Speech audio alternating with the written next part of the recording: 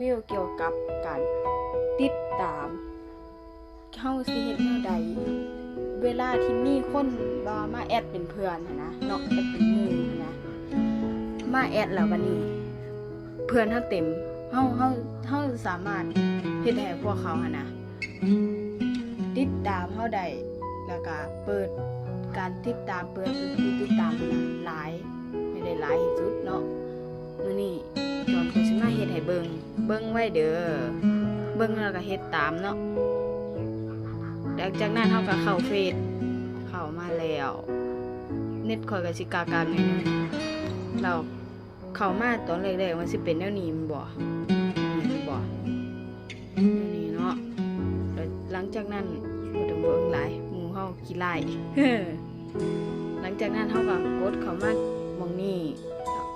แล้วเฮาก็เลื่อนลงมามันสิมีขอดูข้อ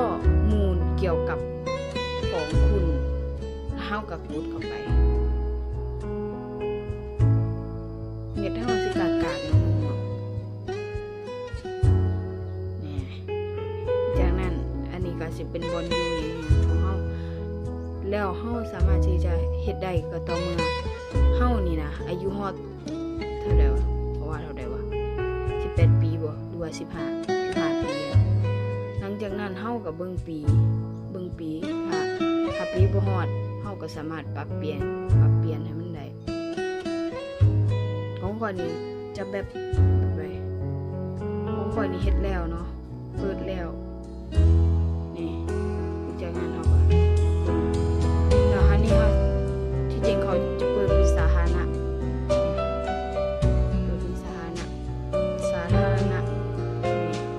จากนั้น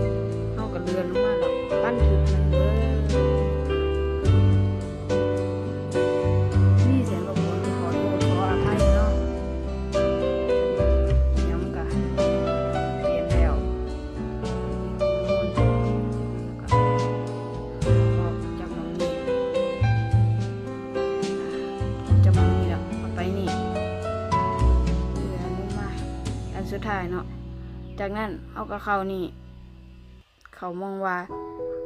การตั้งค่าและความเป็นส่วนตัวหลังจากนั้นเขาก็การตั้งค่าเลย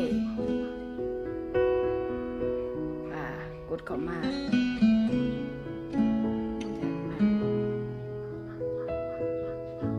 หลังจากนั้นนี่โพสต์สาธารณะนี่เขาก็กดเข้าไปนี่ของข่อยสิเปิดกดนี่เลยเนาะกดเลยกดสาธารณะนี่เห็นบ่สาธารณะนี่ก็สาธารณะอันนี้เฮาใส่หยังก็ได้แล้ววันนี้เฮาก็มากดเปิดจากหม้องนี้เนาะของข่อยสิเปิดแล้วอันนี้ของข่อยสิเปิดแล้วเนาะจากนั้นบันทึกเปิดแล้วบัดนี้มันถ้าบ่มีคนมากดเธอมันสิบ่ขึ้นเนาะแต่ถ้ามีคนมากดแล้วแบบนี้เลยบ่ค่อยก็สิมีผู้ติดตามน้อยเดียวเนาะ100 คนคลิปนี้ก็ขอลาไปก่อนเด้อถ้าฮักคันมักก็กดแชร์กดติดตามข่อยแน่เด้อ